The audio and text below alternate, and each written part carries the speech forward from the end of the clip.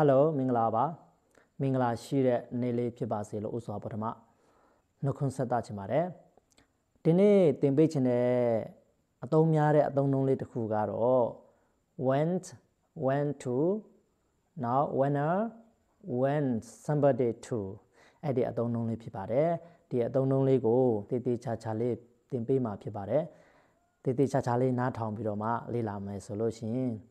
ပို့ပြီးတော့မှကောင်းမွန်တဲ့ English ရရှိမယ်လို့မျှော်လင့်ပါတယ်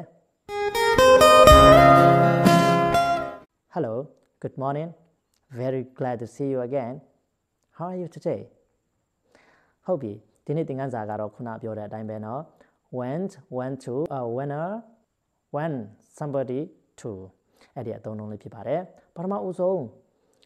went ရဲ့အသုံးနှုန်းပေါ့เนาะ verb အနေနဲ့အသုံးတယ် went လိုချင်တယ်ပေါ့เนาะတခုခုလိုချင်တယ် when subject went plus object ဒါမှမဟုတ် noun ပေါ့เนาะအဲ့ဒါကဘယ်လိုသုံးတယ်လဲဆိုလို့ချင်းကိုကတခုခုလိုချင်လို့ရချင်လို့အဲ့လိုအချိန်မျိုးမှာသုံးတာပေါ့เนาะဟိုမှာမြန်မာစကားဆိုလို့ချင်းငါကဘာလိုချင်တယ်လဲပေါ့เนาะနောက်ဝါကြအနေနဲ့ပြောကြည့်မယ်ဆိုလို့ချင်းကျွန်တော်ကစာအုပ်တအုပ်လိုချင်တယ် I want a book ကျွန်တော်ကထီးတစ်ချောင်းလိုချင်တယ် I want an umbrella အနေကင်းပြောမယ်ဆိုလို့ရှင် she wants a big house သူမကအိမ်ကြီးအိမ်လိုချင်တယ် negative ပြောမယ်ဆိုလို့ရှင် she doesn't want a big house သူမကအိမ်ကြီးအိမ်မလိုချင်ဘူးပေါ့ဒါကတော့ present tense past tense ပြောမယ်ဆိုလို့ရှင်went မှာ ed ထည့်ပေးရအောင်ပေါ့နော် verb to ပြောင်းပေးရတာပေါ့နော်I wanted နော် wanted ed ထည့်လိုက်တော့ I wanted some money ကျွန်တော်ကပတ်စံအချို့လိုချင်ခဲ့တယ်ဒါမှမဟုတ် negative ပြောချင်တယ်ဆိုလို့ရှင် I didn't want some money ကျွန်တော်ကပတ်စံအချို့မလိုချင်ခဲ့ဘူးအဲ့ want မှာဒီနားမှာ didn't ပါပြီးဖြစ်တဲ့အတွက် ed want တော့ ed ထပ်ဆရာမလိုတော့ဘူးပေါ့နော်ဟုတ်ပြီတကယ်လို့မေးချင်တယ်ဆိုလို့ရှင်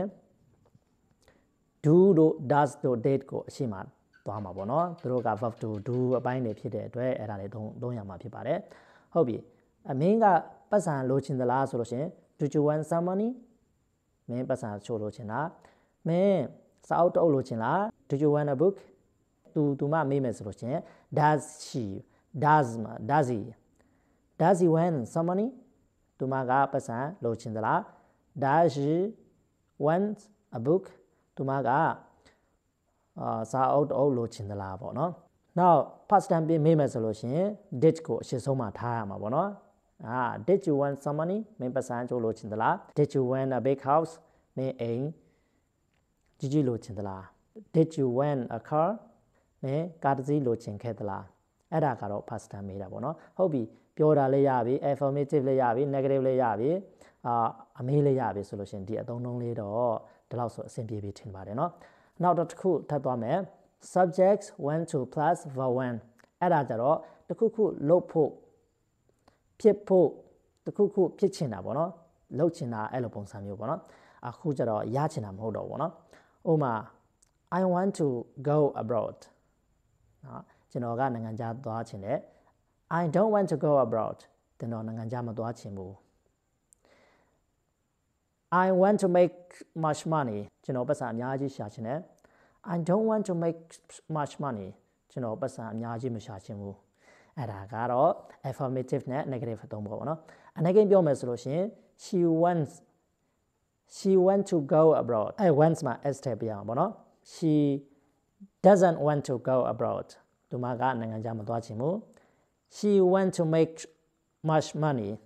သူမကပတ်စံအများကြီးရှာချင်တယ် she doesn't want to make much money သူမကပတ်စံအများကြီးမရှာချင်ဘူးပေါ့နော်အဲ့ဒါကအနေကင်း past time ပြောမယ်ဆိုလို့ရှင်လည်းခုနအတိုင်းပါပဲ wants မှာ ed ထည့်ပြအောင်ပေါ့နော်I wanted to နော် I wanted to make much money ကျွန်တော်ကပတ်စံအများကြီးရှာချင်ခဲ့တယ် I didn't want to make much money ကျွန်တော်ကပတ်စံအများကြီးမရှာချင်ခဲ့ဘူး We wanted to get a new car ကျွန်တော်တို့ကကားတစ်စီး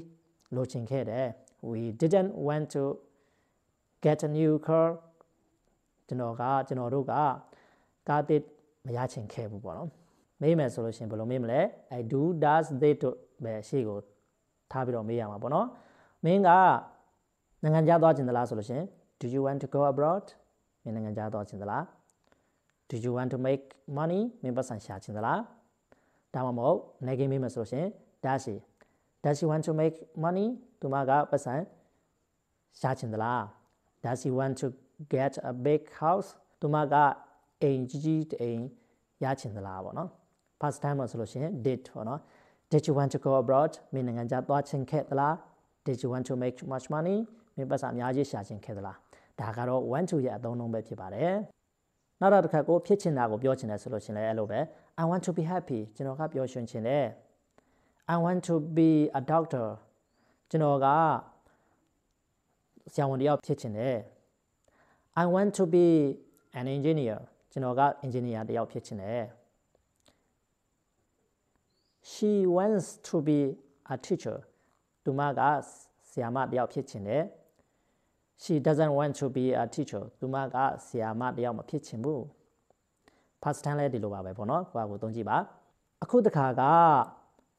wanna ရဲ့အသုံးဖြစ်ပါတယ် wanna ဆိုတာ want to ရဲ့အတူကောက်စကားလုံးဖြစ်ပါတယ်တကယ်လို့ wanna သုံးချင်တယ်ဆိုလို့ရှိရင် want to သုံးစရာမလိုတော့ဘူးပေါ့နော် wanna သုံးပြီဆိုလို့ရှိရင်အနောက်က to ထပ်ထည့်စရာမလိုတော့ဘူးเนาะဥပမာ subject wanna plus verb one I wanna go home ကျွန်တော်အိမ်ပြန်ချင်တယ် I wanna make much money ကျွန်တော်ပတ်စံအများကြီးရှာချင်တယ် I wanna go abroad ကျွန်တော်နိုင်ငံခြားသွားချင်တယ် I wanna get a big house ကျွန်တော်က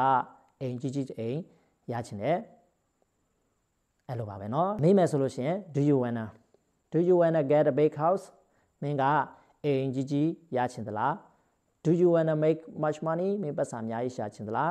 do you wanna go abroad မင်းနိုင်ငံခြားသွားချင်သလားဒါကတော့ wanna ရဲ့အသုံးဖြစ်ပါတယ်เนาะတိတ်တော့မခက်ပါဘူးပေါ့เนาะဒါပေမဲ့ကိုယ့်ရဲ့ဝါကြပုံစံမျိုးနဲ့ပြန်ပြီးတော့မှလေ့ကျင့်ဖို့အရေးကြီးပါတယ်အခုတစ်ခါကတော့ subject want objects ဒါမှမဟုတ် somebody to plus verb one ဒါကတော့စေချင်တယ်လို့အဓိပ္ပာယ်ရတာပေါ့เนาะသူတစ်ပါးကိုတစ်ခုခုတစ်မျိုးမျိုးဖြစ်စေချင်တာကိုအဲ့လိုသုံးပါတယ်ပေါ့เนาะ subject want objects to plus verb one ပေါ့เนาะ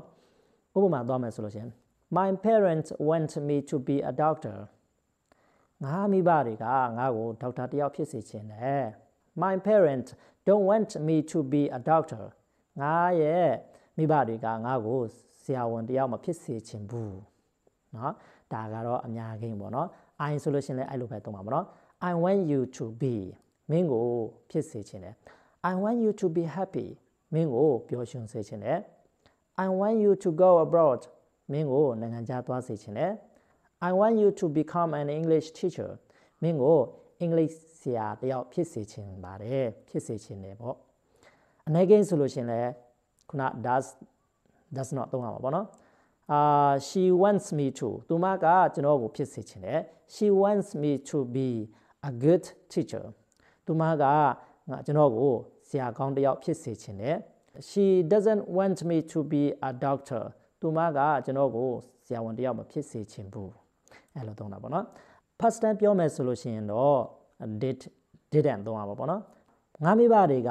ငါ့ကိုဆရာဝန်တယောက်ဖြစ်စေချင်ခဲ့တယ်ဆိုရင် my parents wanted me to be a doctor ဒါမှမဟုတ်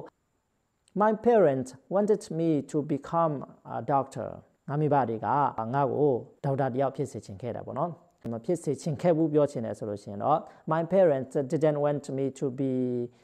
a teacher ဒါမှမဟုတ် my parents didn't want me to become a doctor အဲ့လိုသုံးလို့ရပါတယ်နော်